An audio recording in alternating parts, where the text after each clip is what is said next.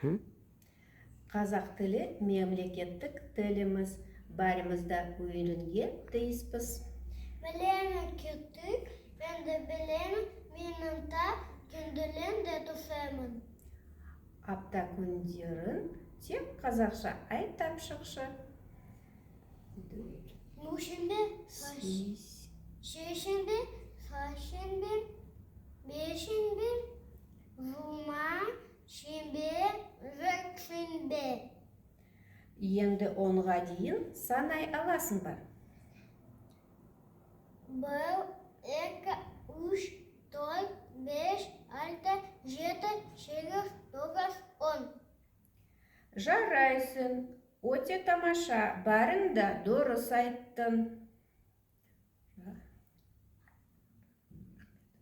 Рахмет, мен қазақ тілін Үйренгенде